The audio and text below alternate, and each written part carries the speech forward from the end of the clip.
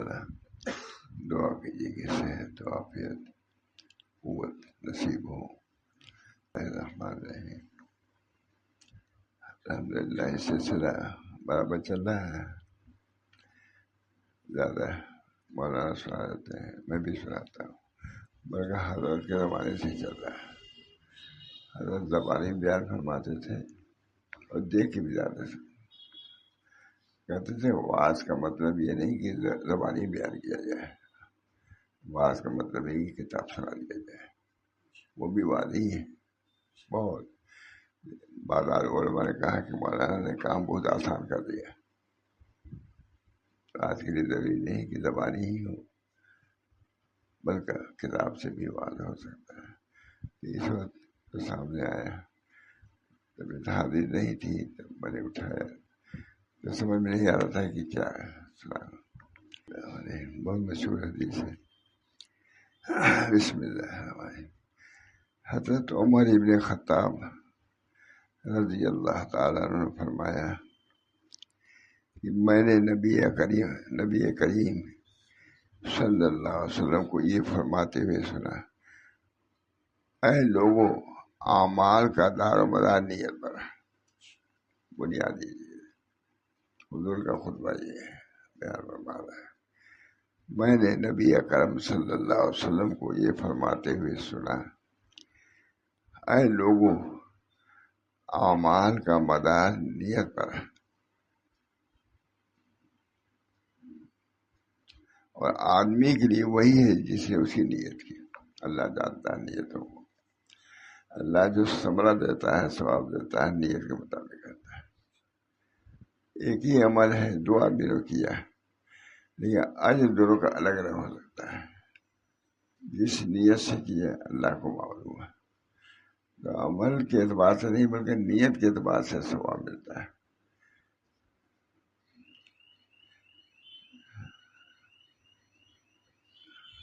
بہت سے لوگ حضرت کے زمانے میں بھی ایسے آتے تھے، نیت اچھی نہیں ہوتی تھی،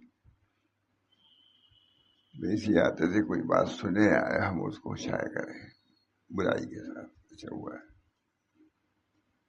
اللہ تعالی ہم سب لوگوں کو نیت صحیحہ کے اختیار کرنے کی توفیق بنائے. نیت المومن خیر من عملی ہے کہ نہیں؟ مومن کی نیت اس کے عمل سے بھی بہتر ہے. نیک عمل کیا بہت اچھی چیز ہے، اور نیت کیا کہ ہم یہ کام کریں گے، تہجد کو اٹھیں گے، یہ فلاں کو یہ دیں گے، حج کریں گے، عمرہ کریں گے، نیت کرتا رہا، انشاءاللہ اس کو نیت کا ثواب ضرور ملے گا. میں نے نبی کریم صلی اللہ علیہ وسلم کو یہ فرماتے ہوئے سنا، اے لوگوں، اعمال کا مدار نیت پر ہے، اور آدمی کے لیے وہی ہے جس کی اس نے نیت کی. نہ آنے کیا نیت ہے.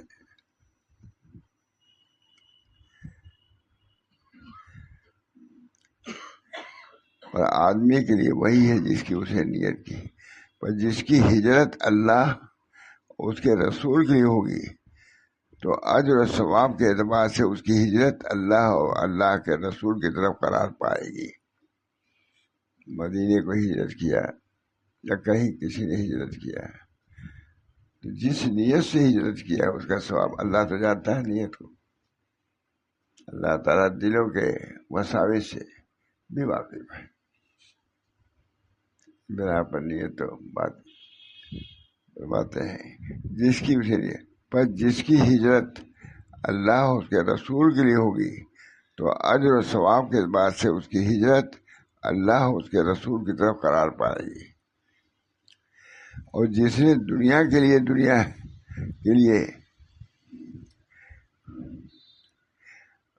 اس کی ہجرت اللہ اور رسول کی طرف قرار پائے گی. اور جس نے دنیا کو حاصل کرنے کے لیے ہجرت کی یا کسی عورت سے نکاح کرنے کے لیے ہجرت کی تو نتیجے کے اعتبار سے اس کی ہجرت اسی کی طرف ہوگی جس کے لیے اس نے ہجرت کی.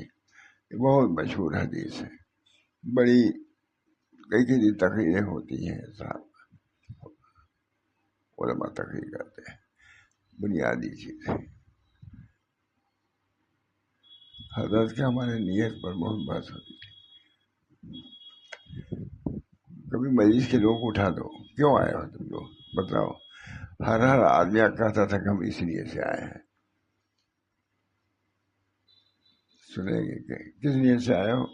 جب دین کی باتیں سنیں گے اس پر عمل کریں گے، اس لیے سے آؤ. ہم لوگوں تو کسی کی ہمت نہیں، لیکن وہ اٹھا دیتے بڑے بڑے لوگ رہتے کہ پہلے مجھ کو مطمئن کیجیے کہ آپ لوگ کس لیے آئے ہیں. اپنی کی شان تھی.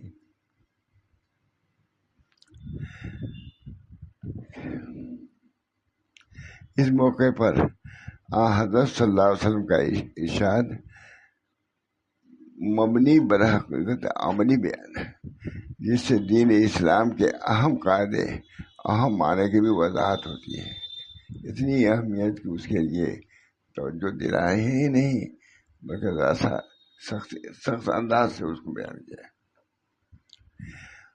دو مہاجر ہیں، ان میں سے ہر ایک نے اپنا شہر چھوڑا، اپنا شہر دونوں نے چھوڑا، اپنی جائے پیدائش چھوڑی، اپنے گھر والوں کو، اپنے احباب کو، اپنے پڑوسیوں کو چھوڑا. مکہ مدینے کے درمیان کی مسافت انتہائی دشوار حالات میں طے کی اور پھر مدینے میں قیام پذیر ہوئے. لیکن پہلے نے اللہ کے شعائر اسلام قائم کرنے کی غرض سے ہجرت کی اور دوسروں نے ایک عورت تک پہنچ کر اسے نکاح کرنے کی خاطر ہجرت کی. فرق ہو گیا. کام ایک ہے لیکن نیت کے اعتبار سے فرق ہے. اسے اللہ رسول کے لیے ہجرت کی، چلیں گے وہاں اعمال صالحہ کریں گے، نبی اکرم صلی اللہ علیہ وسلم کی صحبت میں رہیں گے، وہاں دین کو سیکھیں گے. اور ایک نے صرف اس لیے نیت کی کہ وہاں جا کے نکاح کریں گے. تو فرق ہو گیا. بہت ہی حدیث ہے لیکن لکھتے ہی چلے جاتے ہیں. تو بہت بات بھی ہوتی ہے، علماء بخاری شریف وغیرہ میں نہیں ہوتی، اس پر کلام کرتے ہیں. پہلے نے اللہ کے شعائر کرنے کی غرض سے ہجرت کی اور دوسروں نے ایک عورت تک پہنچ کر اسے نکاح کرنے کی خاطر ہجرت کی. پر دونوں آدمیوں نے عمل تو ایک ہی کیا ہے، لیکن سبب اور محرک مختلف. یہی محرک اور سبب وہ چیز ہے جس کا نام رسول اللہ صلی اللہ علیہ وسلم نے نیت رکھا. صاف بات ہے. اول کی نیت اس کے عمل کے موافق ہے. آیا نیت بھی اس لیے کیا کہ ہم حضور صلی اللہ علیہ وسلم خدمت میں رہیں گے، دین سیکھیں گے، عمل کریں گے. اول کی نیت اس کے عمل کے موافق ہے، اس لیے حقیقی مہاجر ہوا، حق کے ساتھ ہجرت کرنے والا ہوا. جبکہ دوسرے کی نیت اس چیز کے مطابق نہیں تھی جس کے لیے ہجرت مشروع کی گئی تھی، تو اس کے لیے نہ ہجرت کی فضیلت ہے اور نہ اس کے بلند رتبے کا کوئی حصہ ہے. عمل وہی ہے، مشقت وہی ہے، آنے میں سب کو مشقت. لیکن نیت صحیح نہیں گزر جا رہی، جو کہ اللہ تعالی اللہ کے یہاں اجر ہے نیت کے اعتبار سے. انما الاعمال بالنیات وانما لکل امرئ ما نوى. پوری بحث ہوتی ہے کہ نہیں. اللہ تعالیٰ ہم سب لوگوں کی نیت کو فرما دے. حضرت کا عجیب معاملہ تھا. پاپا ہی وہ بڑے تھے، کبھی کہتے پہلے آپ لوگ آئیے بتلائیے کس لیے آئے ہیں. اب بڑے سے بڑا آدمی آ کے کہتا تھا کہ ہم دین کے لیے آئے ہیں یا سننے کے لیے آئے ہیں. حضرت کی بات ماشاء اللہ سے بات کرتا.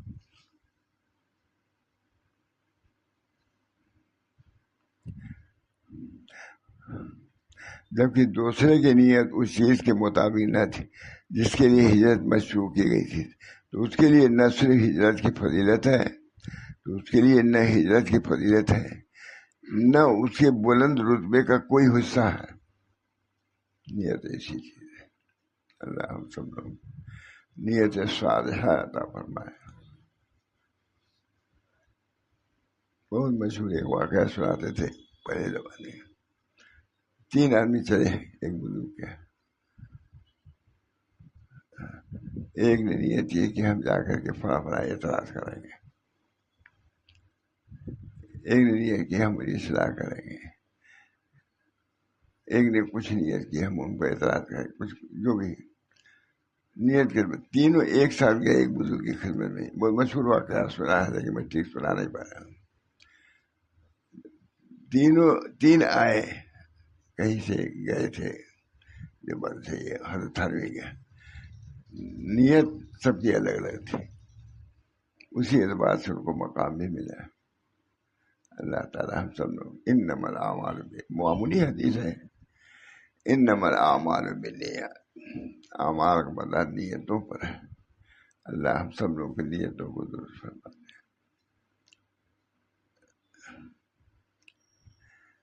حق کے سائے جبکہ دوسرے کی نیت اس چیز کے مطابق نہیں تھی جس کے لیے ہجرت مشروع کی گئی تھی، تو اس کے لیے نہ ہجرت کی فضیلت ہے نہ اس کے بلند رتبے کا کوئی حصہ. اللہ تعالیٰ نیت تصحیح ہے. نیت پہلا سوال ہوتا تھا حضرت کا، کس لیے آئے ہو؟ حضرت ہم اصلاح کرنے کے لیے آئے. حضرت تھانوی بھی پوچھتے تھے کس لیے آپ آئے؟ پوچھتے تھے بزرگان دین جو کام کرتے ہیں یہ لوگ غافل نہیں رہتے. بعض لوگ اعتراض ہی کرنے کے لیے جاتے تھے جس کے لیے یہ مشروع کی تھی، تو اس کے لیے نہ ہجرت کی فضیلت ہے نہ اس کے بلند رتبے کا کوئی حصہ ہے. نیتی جب صحیح نہیں تو اجر کا مدار نیت پر ہے. اللہ تعالیٰ ہم سب لوگوں کو انما الاعمال بالنیات بہت زبردست حدیث ہے، اور میں بیان کرتے ہیں نہیں اس پر بہت زیادہ. انما الاعمال بالنیات وانما لکل امرئ ما نوى ومن كانت ہجرتہ ہے. بہت پوری حدیث ہے. جس کے ہجرت تو اس کے لیے نہ ہجرت کی فضیلت ہے جسے نیت نہیں کی ہے، نہ اس کے بلند رتبے کا کوئی حصہ ہے. جب ہم نے وہ معنی سمجھ لیے کہ نیت کی مراد ہے جس کو حدیث نے وعدہ کیا ہے، تو اس کے بعد تعریف ہمارے لیے اہم نہیں رہ گئی. وہ عیوب جو نیت میں پیدا ہو جاتے ہیں بہت ہیں. یہ وہ نقص و عیوب ہیں جو نیت میں شرائط کرتے ہیں. بعض بزرگوں کہہ جاتے ہیں بہت ہوتا ہے، سالوں میں ان کی نیت ہی صحیح نہیں ہوئی. کس لیے آئے تھے متوجہ فرما دیں. وہ عیوب جو نیت میں پیدا ہو جاتے ہیں بہت ہیں. یہ وہ نقص اور عیوب ہیں جو نیت میں شرائط کر جاتے ہیں تو اس کے جمال کو ختم کر دیتے ہیں. کام تو اچھا ہے لیکن نیت خراب ہے، اس کی وجہ سے وہ کام بھی خراب ہو جاتا ہے. پھر وہ کار صالح نہیں رہ جاتا. بری نیت کی وجہ سے اچھا کام بتائے، اس کی صفائی اور نکھار پر میں گندگی پیدا کر دیتے ہیں. بدنیتی کام تو اچھا ہے لیکن بدنیت ہے، اس لیے ہے. بہت اس کی مثالیں ہیں. حضرت تھانوی کے مواعظ دیکھیے ماشاء اللہ، اسی بدنیتی پہ رہتے ہی تھے. بعد میں سب کو اٹھا دیتے تھے. سب لوگ آ کے کہو کہ کس نیت سے آیا ہو، بہت سب لوگ کھڑے رہتے تھے باہر. نیت کی تصحیح بہت ضروری ہے. انما الاعمال بالنیات وانما لکل امرئ ما نوى. جو نیت میں شرائط کرتے تو اس کے جمال کو ختم کر دیتے. بدنیتی عمل صالح کے حال کو بدحالی میں مبتلا کر دیتا ہے. اس کی صفائی اور نکھار پر میں گندگی پیدا کر دیتے ہیں اور اس کی شکل بدل دیتے ہیں. عمل اچھا بظاہر لیکن نیت اس میں اچھی نہیں ہے. اللہ تعالیٰ ہم سب لوگوں کی نیتوں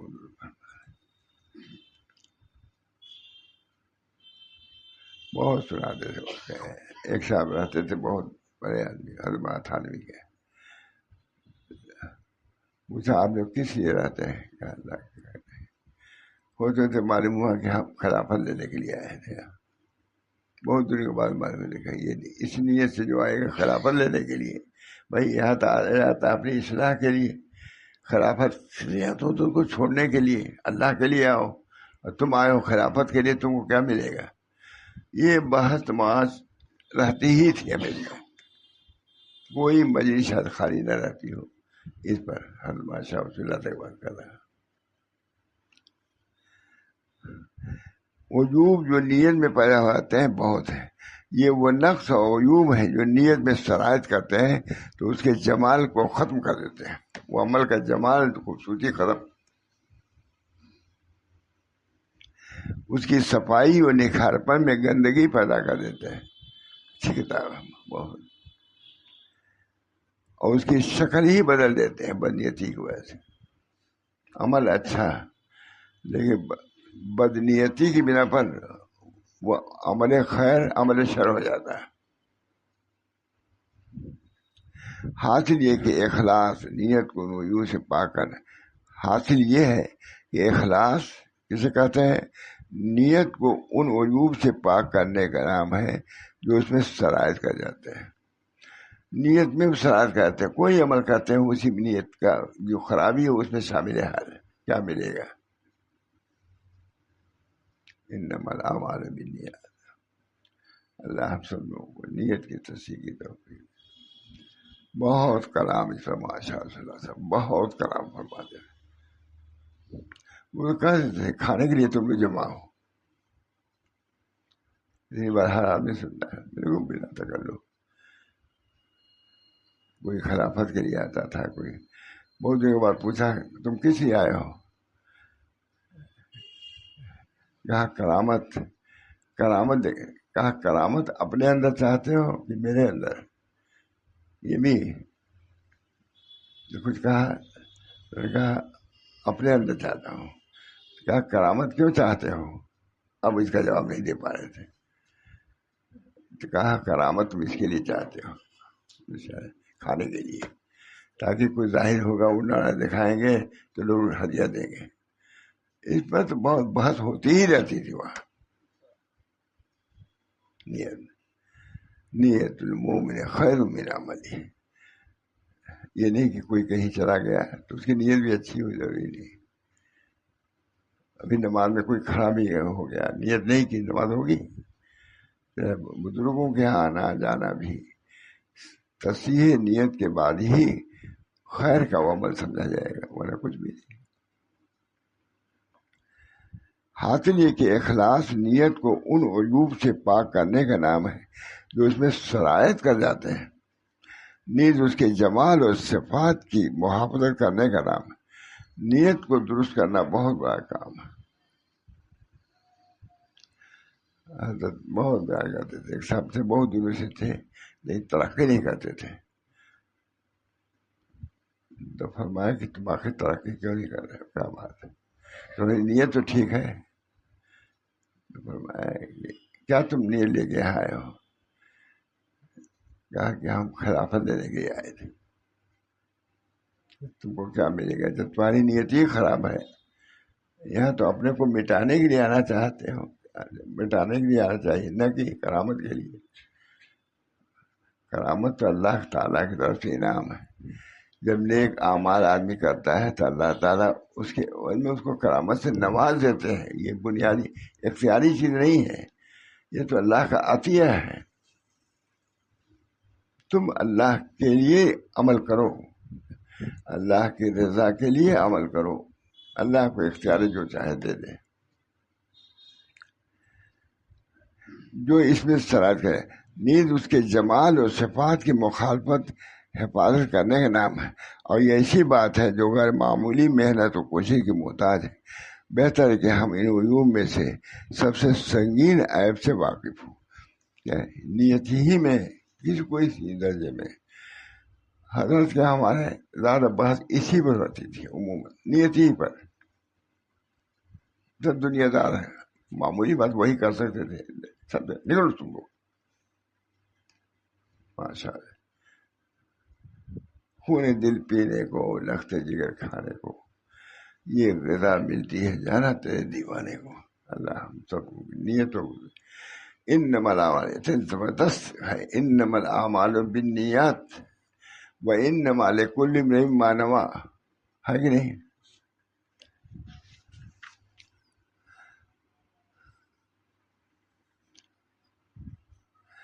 تو ایسی بات ہے. اسی اخلاص کے بالکل خلاف کیا ہے؟ ریا ہے. ریا یہ ہے کہ انسان عبادت اس کے اظہار سے لوگوں کے قلوب میں اپنا مرتبہ حاصل کرنا چاہتا ہے. یہ منافقین کی صفات میں سے ہے. بہت اچھی کتاب ہے جو حضرت بیان فرماتے تھے. حضرت کو کتاب شاید نہیں ملی لیکن بیان یہی فرماتے رہتے تھے. یہ انسان عبادت اور اس کے اظہار سے لوگوں کے قلوب میں مرتبہ حاصل کرنا چاہتا ہے. یہ منافقین کی صفات میں سے ہے.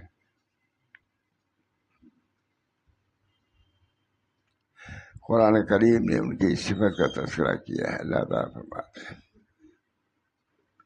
ان المنافقین یخادعون اللہ وهو خادعهم. دھوکہ دیتے ہیں کہ عمل صالح اللہ کے لیے کرتے ہیں لیکن دل میں بدنیتی ہوتی ہے. کوئی درجہ نہیں. اللہ تو دلوں کا خبیر ہے. ما یوسوس به نفسه. اللہ تعالیٰ جو وساوس آتے ہیں ان سے بھی اللہ واقف ہے. یہ منافق اللہ کے ساتھ دھوکہ بازی کرتے ہیں حالانکہ اللہ نے انہیں دھوکے میں ڈال رکھا ہے. جب نماز کے لیے کھڑے ہوتے ہیں تو کاہلی کے ساتھ کھڑے ہوتے ہیں, لوگوں کے سامنے دکھاوا کرتے ہیں اور اللہ کو کم ہی یاد کرتے ہیں. ریا شرک اصغر ہے. ریا بھی دوسروں کو دکھلانے کے لیے تاکہ اس سے نفع دنیوی حاصل ہو, یہ ریا ہے.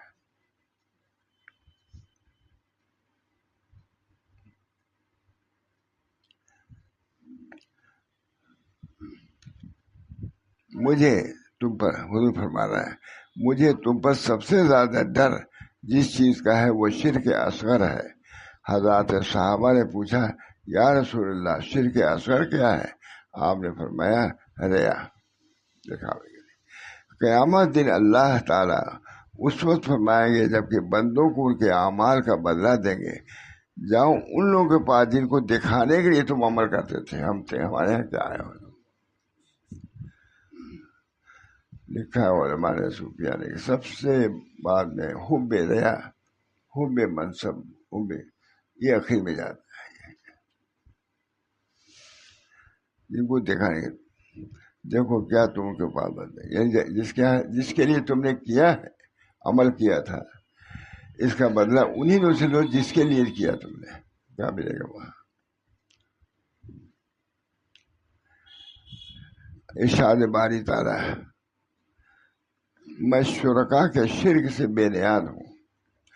جس نے کوئی ایسا عمل جس میں میرے علاوہ کسی کو شریک کیا تو میں اس کو اس کے شرک دونوں کو چھوڑ دیتا ہوں. رسول اللہ صلی اللہ علیہ وسلم اس خبیث مرض سے, دیکھیے اب ہم ذکر بھی نہیں کرتے, رسول اللہ صلی اللہ علیہ وسلم اس خبیث مرض سے نفوس کی طہارت اور پاکیزگی پر بے حد توجہ دیتے تھے. عمل کر رہے ہو لیکن ریا نہ بنے, جو عمل کو برباد اور ختم کر دیتا ہے, اور ریاکار کے لیے حسرت اور ندامت کے بعد کچھ باقی نہیں رہتا. آپ صلی اللہ علیہ وسلم نے اس کی وضاحت اسے ڈراتے ہوئے فرمایا سب سے پہلا آدمی جس کے خلاف قیامت کے دن فیصلہ کیا جائے گا وہ آدمی ہے جو راہ خدا میں شہید ہوا ہوگا. اس کو لایا جائے گا, اللہ تعالیٰ اس کو اپنی نعمتیں یاد دلائے گا تو وہ پہچانے گا. تب اللہ تعالیٰ فرمائے گا تم نے ان کے بارے میں کیا کیا ہے؟ تو وہ کہے گا کہ آپ کے لیے میں نے قتال کیا, یہاں تک کہ میں شہید ہو گیا. اللہ تعالیٰ فرمائے گا تم نے جھوٹ کہا. حدیث ہے, سنانا اس کا ضروری ہے کہ نہیں؟ کہا کہ میں تو شہید ہو گیا. اللہ تعالیٰ فرمائے گا تم نے جھوٹ کہا بلکہ تم نے قتال اس لیے کیا کہ تم بہادر کہے جاؤ. ہے نہیں باری بار سو کہا جا چکا بہت بہادر. اب تم کو اجر کوئی سوال ہی نہیں. اللہ کے لیے تم لڑے ہوتے, اللہ کے لیے جان دیتے تھے, اس کی وقات تھی. تم نے تو صرف اس بنا پر کیا کہ ہمارا نام ہو جائے. پھر اس کے لیے حکم ہوگا اور اس کے چہرے کے بل گھسیٹ کے جہنم میں آگ میں ڈال دیا جائے گا۔ دوسرا آدمی وہ ہے جیسے علم سیکھا اور اس کو سکھایا اور قرآن پڑھا، اس کو لایا جائے گا، اللہ تعالیٰ اس کو اپنی نعمتیں یاد دلائے گا تو وہ پہچان لے گا، تب اللہ تعالیٰ فرمائے گا کہ ان کے سلسلے میں تم نے کیا کیا، ہم نے تم کو یہ دیا تھا، تو وہ کہے گا کہ میں نے علم سیکھا۔ یہ حدیث معمولی نہیں مجھے، وہ کہے گا کہ میں نے علم سیکھا اور سکھایا اور آپ کے لیے میں نے قرآن کریم کی تلاوت کی۔ اللہ تعالیٰ فرمائے گا تم نے جھوٹ کہا، بلکہ تم نے علم اس لیے سیکھا تاکہ تم عالم صاحب کہے جاؤ، اور قرآن اس لیے سیکھا تاکہ قاری کہے جاؤ۔ وہ کہا جا چکا، پھر حکم ہوگا کہ اسے منہ کے بل گھسیٹا جائے یہاں تک کہ جہنم میں ڈال دیا جائے گا۔ یہ وعد ہے مولانا، وعد ہے، وعد ہنسانے کے لیے نہیں ہے، وعد اڑانے کے لیے۔ تیسرا وہ آدمی ہے جس پر اللہ نے وسعت مالی فرمائی اور ہر قسم کا مال اس کو عطا کیا، اس کو بھی لایا جائے گا، اللہ تعالیٰ اس کو بھی اپنی نعمتیں یاد دلائے گا تو ان کا اقرار کرے گا، تو اللہ تعالیٰ فرمائے گا تم نے اس کے بدلے میں کیا کیا؟ تو وہ جواب دے گا کہ میں نے کوئی راستہ ایسا نہیں چھوڑا جس میں خرچ کرنے کو تو پسند کرتا ہوں، مگر میں نے تیرے لیے اس میں خرچ کیا، یعنی کوئی نہیں دیتا لیکن میں نے خرچ کیا۔ اللہ تعالیٰ فرمائے گا تم نے جھوٹ کہا، تم نے یہ سب اس لیے کیا تھا تاکہ تم سخی کہے جاؤ۔ سو یہ دنیا میں کہا جا چکا، ڈرنے کی بات ہے، یہ سب کو ڈرنے کی بات ہے۔ یہ حدیث ایسی ہے کہ سب کو ڈرانے والی ہے، ڈرانے والی ہے۔ پھر اس کے لیے حکم کیا جائے گا کہ اس کو منہ کے بل گھسیٹا جائے گا اور اس کو جہنم میں ڈال دیا جائے گا۔ میں نے لکھ دیا صرف اس پر۔ یہ حدیث شریف غایت درجہ موجب عبرت و نصیحت ہے، اس کو ملحوظ رکھنا چاہیے، خواہ شہید ہو یا عالم ہو یا سخی ہو، اللہ ہم سب کو اس سے پناہ میں رکھے۔ دعا کیجیے اللہ۔ یہ واضح ہے نبی اکرم صلی اللہ علیہ وسلم۔ اللہ تعالی ہم سب لوگوں کو مخلص بنا دے اور اس راستے میں بھی اخلاص کی دولت سے نواز دے۔ جو ہو چلنا پھرنا بولنا سب اللہ کے لیے ہو، بہت اجر و ثواب ہے، ورنہ ہو سکتا ہے کہ عذاب کا موجب نہ ہو جائے۔ اللہ ہم سب لوگوں کو پناہ میں رکھے، اللہ تعالیٰ عافیت دے، اخلاص کی دولت سے ہم سب لوگوں کے اعمال کو، ہمارے اوقات کو اخلاص سے معمور فرما دے۔ ربنا تقبل منا انک انت السمیع العلیم برحمتک یا ارحم الراحمین، محمد سید نبی کریم صلی اللہ علیہ وسلم۔